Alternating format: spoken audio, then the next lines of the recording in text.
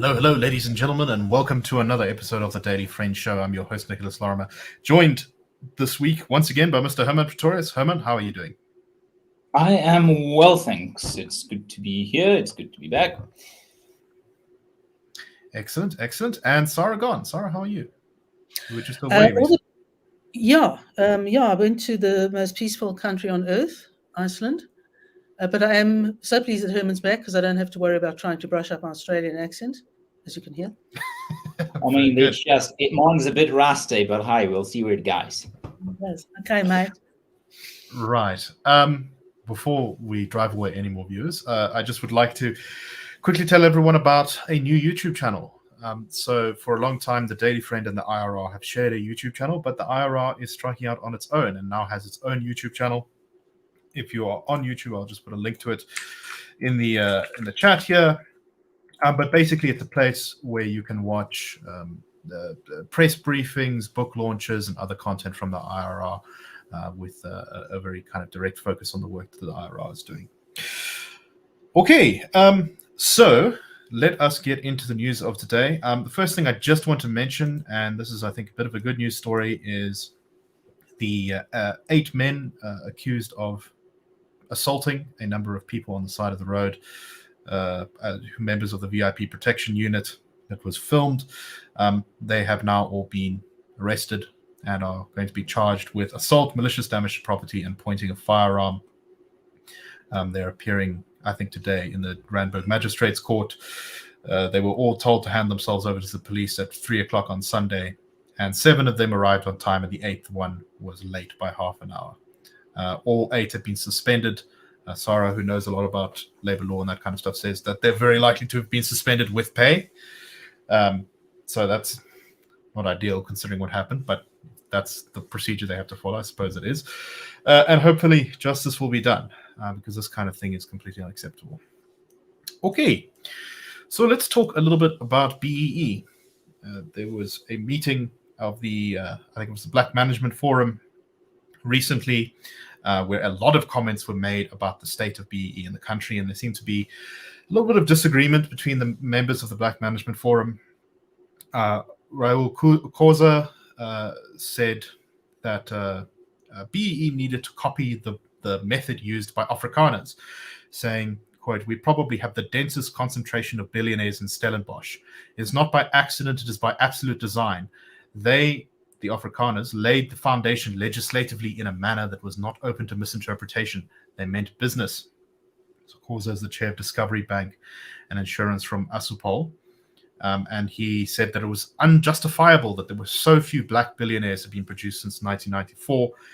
And so the lessons needed to be learned from the way that the Afrikaans community had dealt with BE. There were some, I believe, especially from Sanlam, managers from Sanlam, who defended BE as it's currently been implemented, saying that the problem was just that it hadn't been implemented aggressively enough.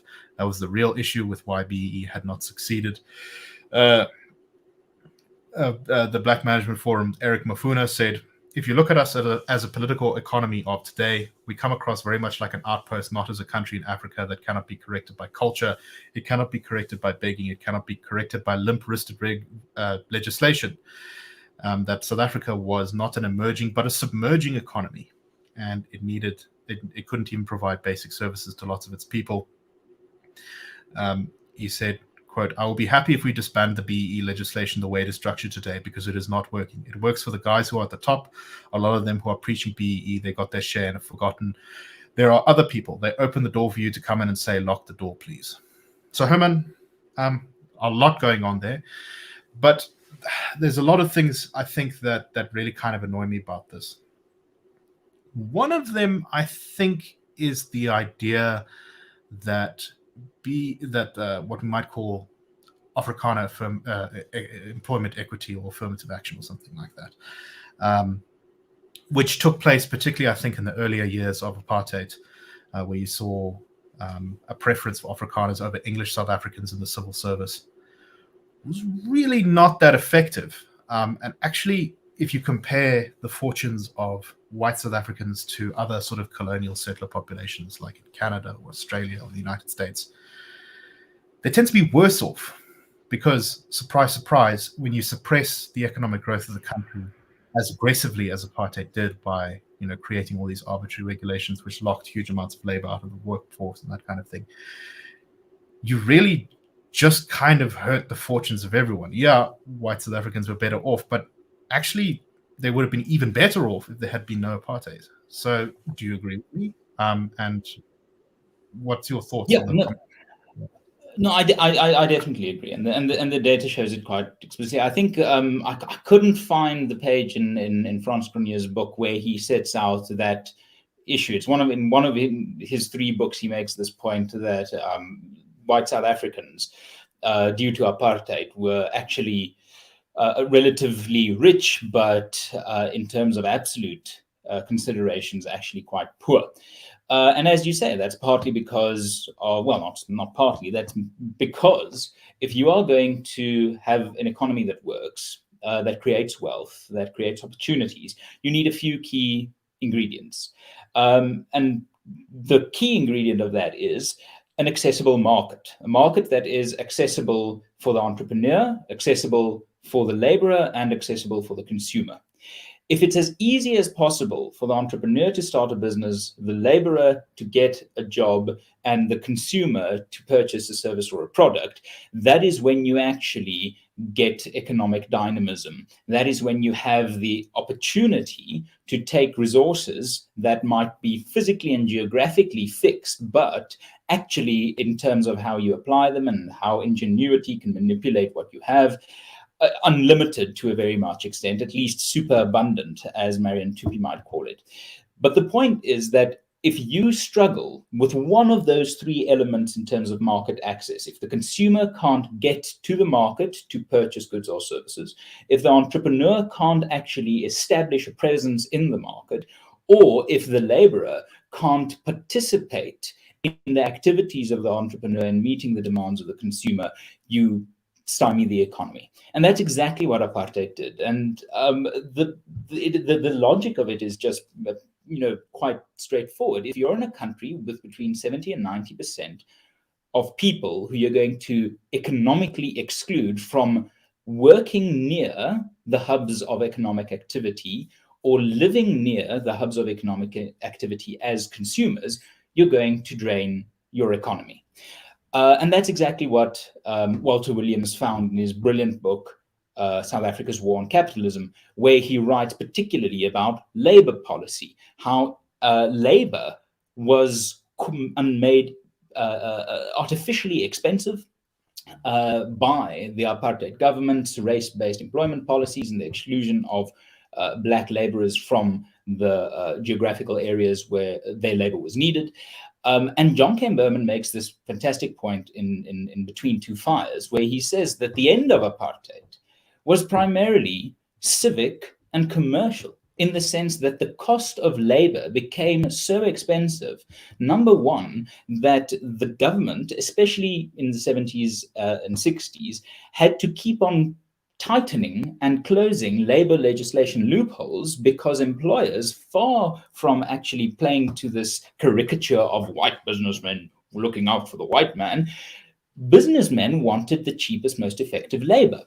And that was, in apartheid South Africa, Black people, because they couldn't get any other jobs. So they weren't allowed to.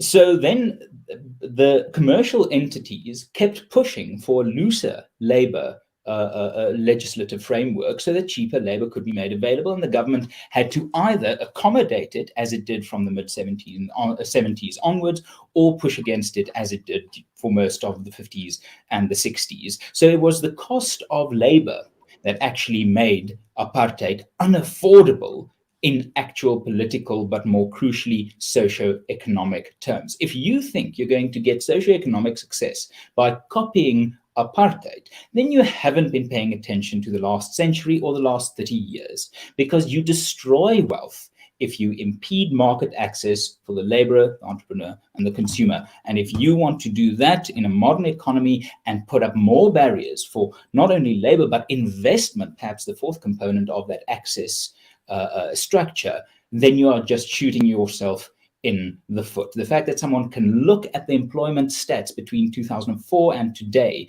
and cover the period of Black economic empowerment, or as we should call it, blatant elite enrichment being in force, you cannot come to the conclusion that it has been anything other than a repeat of when race-based policies fail, as it did South Africa pre-94 and as it did since 2004 again.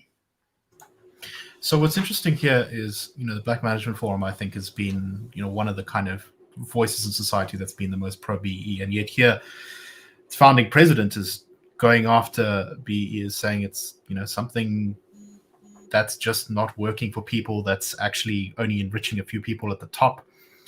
And it's kind of funny that, at the same forum, you've got people saying, we haven't made enough billionaires, which is exactly the point, right? It's this obsession with creating billionaires as a matter of state policy. If you create billionaires because the economy is growing and there's so many opportunities for wealth that some people are able to take advantage of that and make huge piles of money, that's great. That's awesome. That's what should be happening. But like sort of state mandated billionaires of certain races is just, it's like interesting here that even the Black Management Forum has had to admit that there are problems with the way that BE is working, right? And yet, Sara, they're still sort of stuck in this idea, at least some of their members, that what we really need to be doing here is creating more billionaires, not creating jobs for people who are, close to starvation. You can't create people. Well, you can certainly educate them and you can train them and you can give them experience, but whether somebody earns 100,000 Rand a year or R1 billion a year depends on many more factors than that. And let me put it this way, whatever the faults may be, the guys who in the private sector earn R1 billion or are billionaires, there will have been a lot of hard slog having got to that point where you don't become a billionaire. You don't say, okay, I'm going to take this white billionaire in and put this Black billionaire in. A free market doesn't work that way.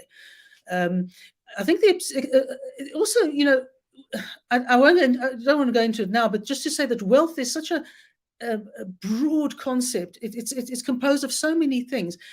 And my impression from some of what's being said is adhering to that myth that we have this wealth that must be transferred, whereas wealth is not a fixed, it's not a constant. It can either shrink, which we are doing, or it can grow. And for exactly the reasons that Hermann gave, you give people as much opportunity to get into the process, the more it'll grow. Now, obviously, people will have done very well in the last 30 years and at either very high level or professional level or whatever it might be. But the key has to start with education, and our education system is beyond terrible. It has to be education. It has to be a better tertiary education, more varied tertiary education. We've also got to look at what we can do well that offers something beyond South Africa. And, there's just too much that other people can supply to us that it doesn't make it worth our while to make. So we've got to be creative in that sense. It's about creating space. And sometimes it will mean, particularly when you've got a large, unemployed, undereducated workforce, allowing people to just get a foot in at some level in an environment. What I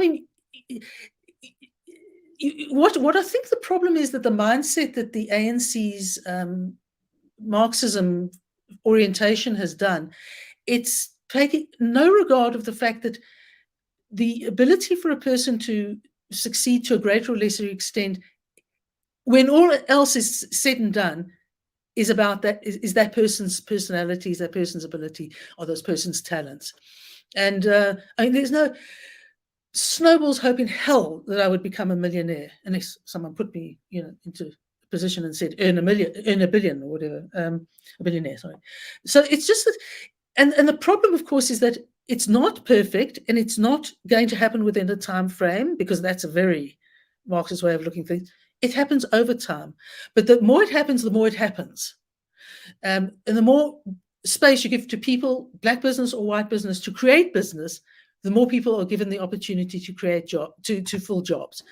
And if they have to start at low-level jobs below the minimum wage, if it gets them going, that's what matters. It's just that you cannot.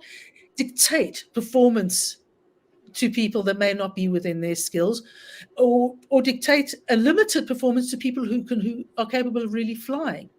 So I think it's the artificiality. It's a sense that there's a whole chunk of stuff that you can chop off and give to people. You give nothing. Right. I mean, the people who, by and large, are billionaires, and unfortunately, I don't include Cyril Ramaphosa in this because it wasn't his business skills. It was his charm that got him to earn the money that was then shared with the ANC.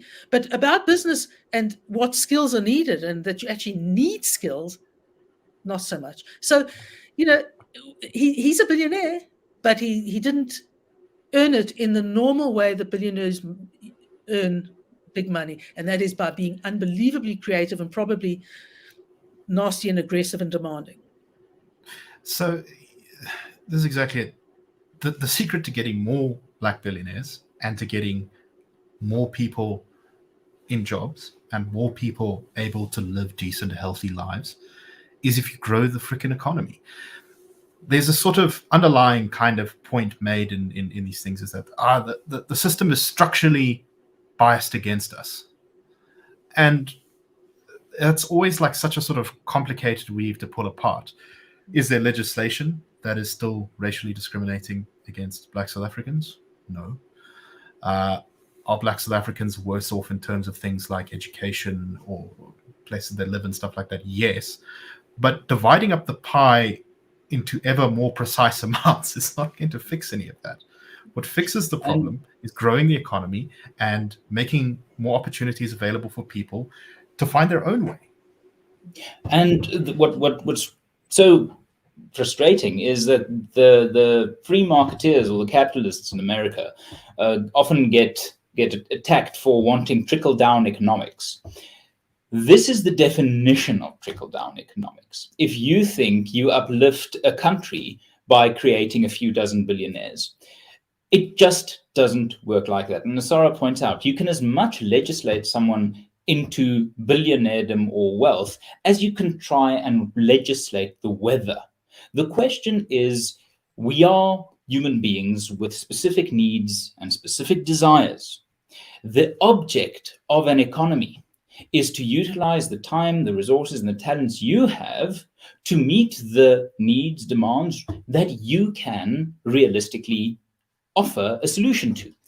And the idea of trickle-down Black economic empowerment is as idiotic as any other form of trickle-down economics, in the sense that if you want to ensure you create wealth, you create the opportunity for people to add value. And as long as we have an economic empowerment policy focused on wealth redistribution and not value add opportunity, we will see this deterioration, and it is completely self-inflicted. Right. And of course, it is worth reminding everyone that despite, and this is contrary to some of the claims, I think, of some people in the Black Management Forum, that affirmative action hasn't been pursued hard enough. It's been pursued as one of the most aggressive policies in government. Almost every single government department sticks to those things religiously. A lot of the private sector, even without government forcing their hand, has done a lot and put in a lot of things to kind of implement, essentially be even sometimes beyond the targets that government gives them. And yet, despite the aggressiveness with which BE has been followed, it has not achieved any of its aims. Inequality amongst Black South Africans is much worse than it's ever been, because you've got this small connected elite who are reaping all the benefits of this. Black unemployment is up. In many ways, the economic opportunities for Black South Africans have stagnated over the last decade. It has been a total failure as policy, even if the only thing you care about is the well-being of Black South Africans, which is not the only thing you should care about. But if that is the only thing you care about, it has not been successful. It has been a failure. It has been one of the biggest failures of this government. And the sort of religiousness which it is stuck to, I think, shows how ideology just overwhelms a genuine desire to actually improve the lives of ordinary people in this country. All right, anyway, that being said, let's move on to something else. Joburg blew up recently, or at least a street in Joburg. It used to be Bree Street, although the name's been changed since then. Although everyone still seems to call it Bree Street. So this I'm basically... I'm from Pretoria. Looking at Joburg, it's always difficult to judge when it hasn't blown up or not. So this street, there was an explosion underneath it, and I'm sure many of you have seen the videos of it. It was quite dramatic. Cars being flung like several meters into the air. Only one person died, which is the truly shocking thing, although I think something like 80 people were injured. And we still don't really know what caused it. Could have been a gas pipeline which broke and exploded. There are gas pipes in that part of Johannesburg. It could have been a sewage leakage into the storm drains, which built up a methane gas explosion. It could be something else. Some people have even suggested that maybe illegal miners Zama Zamas have something to do with this. Sara, what do you make of this? There've been a lot written about this by Peter Bruce, by some people in the Daily Maverick, talking about the response of the Joburg city government, including the fact that they apparently don't have any engineers or people who are able to diagnose the problem here and put out sort of emergency tenders after the explosion because they don't know who can fix it. What do you make of this, Sara? Well, you see, Egoli Gas is the only organization that specifically pipes gas to houses, to buildings, etc. That's their business. They were hived off from the municipality. So the municipality itself has no gas, doesn't perform any gas functions outside of the committee meeting environment. So that's that. So they probably per se they have no specific function to provide expertise for. The problem is they should have, and that's probably has it's a lot to do with the other things that are going wrong in this town, is that the skills are either short or inadequate or poor, but we have a skills problem. So it's not as if you can say, there's skilled engineers in the water department, let's go and talk to them and we'll see where, make a plan and they can refer us to people. I think the problem is it's not a problem that anyone would have thought of in any way whatsoever until it went disastrously wrong. And that's when you need the expertise. Now, I think the municipality should have the expertise, but if they don't have the expertise, head on fast to the private sector and find the expertise because of the consequences. I mean, awful stories about people living in the area, working in the area, still haven't got water, still haven't got electricity because the area underground has not been declared safe yet. So, in other words, there is a skills deficit and there are ways of dealing with it. But I think part of the problem is this is very much symptomatic of an ANC that continues to use the parlance, distrust the private sector. And it's like it's absolutely irrelevant in 2023 how the ANC feels about the private sector. What matters is where the skills are, and I think this is the problem. I think the way the ANC has run things, much of the policy it's put in place has forgotten that you have to have skills, and to have skills you have to have education, training, experience. In other words, nothing can happen fast. You can't have, as they often complained of having at Eskom, a lot of people who trained but not experienced, a lot of people have experience but lack training. It doesn't work that way.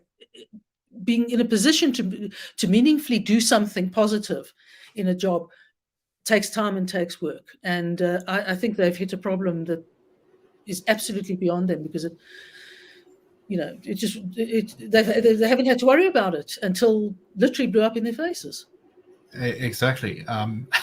It's kind of, so I'm not an engineer, but it does seem a bit crazy that they haven't been able to determine whether it's safe or not. So as a result, City Power and Joburg Water have not reconnected the areas around theirs water and electricity. And in fact, they have no timeline for when it will be declared safe or not, which, Hermann, I don't know, what are your thoughts on this? Well, what jumped out at me from this entire story is, as far as I understand it, none of the causes of this explosion are sudden.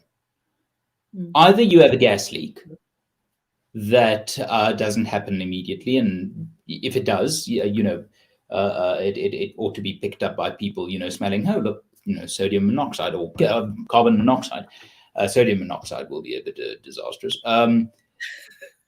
But the other question of whether it's a sewage leak and the buildup of methane gas, again, over time. And another one is illegal mining. I mean, I don't know the speed of illegal mining, but I doubt they reached, if that is the case, which I highly doubt, they reached that triggering place in a day's time. And so the fact that this blew up, and one can watch the 2 or 3 seconds of the actual chaos, doesn't mean that it wasn't a decade in the making. None of these causes jumped out as a surprise. None of them could have. That's not how these sort of implosions and explosions work. It is a dearth of skills. And I was struck the other day when I was watching a documentary about this. I just live a thrilling life, about the Thames water management around London. They have a dedicated roving crisis engineer corps with its own emergency vehicles to locate water leaks. Water leaks in London. It's not a water poor country, but they have a dedicated specialist municipal engineering emergency unit that can locate a water leak, 4 meters underground, and have it dispatched and fixed within 4 hours. The idea that cadre deployment and state capture is a victimless crime has been made a lie at least by one death and a blown up street. This is the inevitable result of hollowing out institutions, politicizing appointments so that you can appoint irrespective of merit.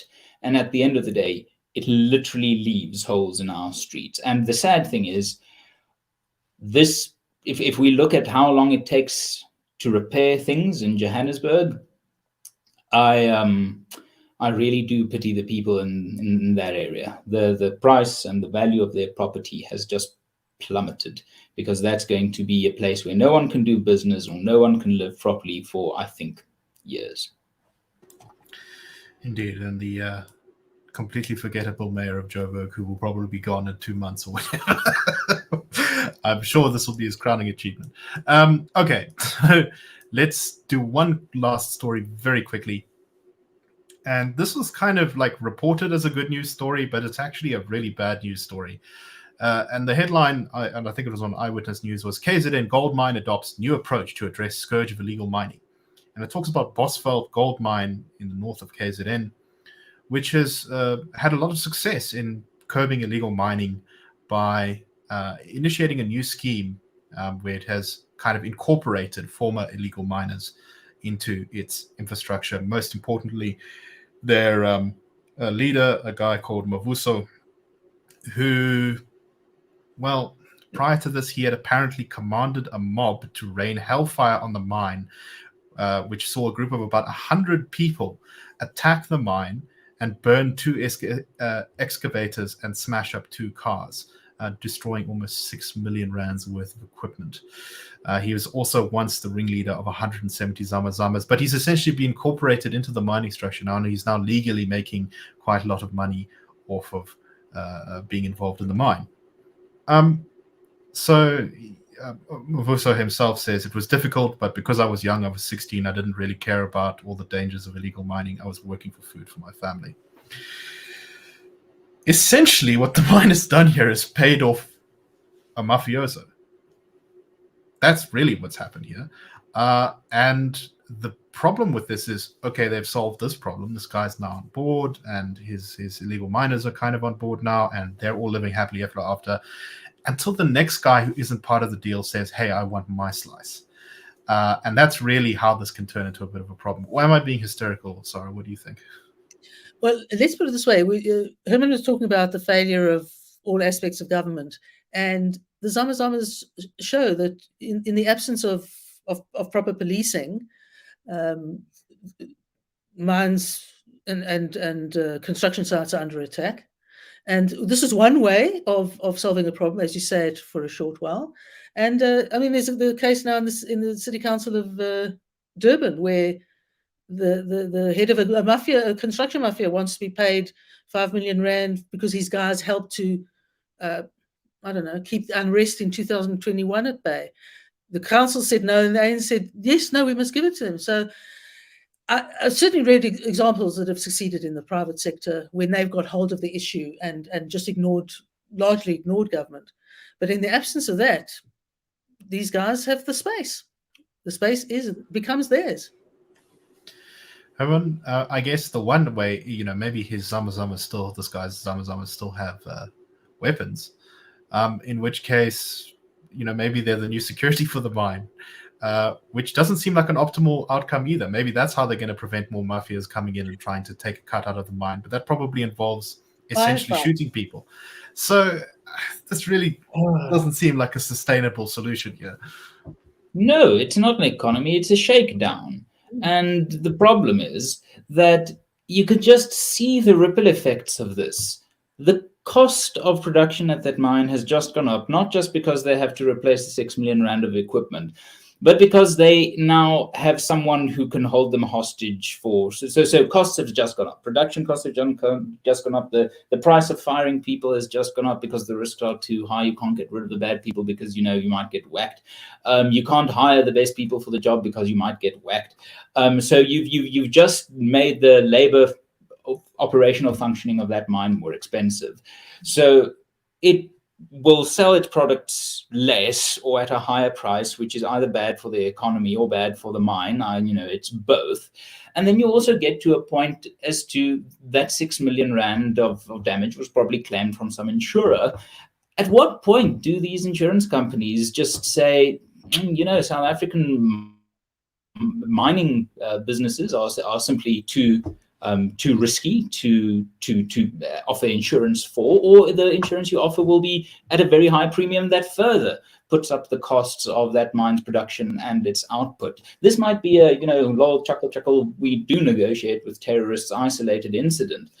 But this isn't the end of this. This mafiosi approach will proliferate. And one can just see the damage. We can look down the line. I promise you, in 5 years' time, that mine will be gone. Right. This is how mining works in the Central African Republic. You set up your mine, and then you wait for the first bucky load full of guys with AK-47s to show up, and then you work out how you're going to pay everyone off. You don't have a stock exchange. You have a hostage exchange. It's insane. Right. If you want to get illegal miners into the sector in some way, in a legal way, I think there's definitely a space and a room for that. But you have to be really careful with this kind of thing. Anyway, now to be fair, the guy did do some time in prison for illegal mining crimes. He did 4 years, which is not a lot actually considering. How is that to be fair? Why do you present it as on the other side? He might be a mafioso now, but he's paid his due to society. Are you near Bree Street and have you inhaled something? I'm just saying you didn't get away with it completely. But anyway. Yeah, it might have been Let us indeed. Let us close up for today because we are going a bit long. Thank you very much for listening. We hope that you enjoyed the show. Just a programming note, we're going to have the shorter version of the show on both Wednesday and Thursday, and then we'll have the full-length version of the show on Friday. So we'll see you around. Cheers, everyone.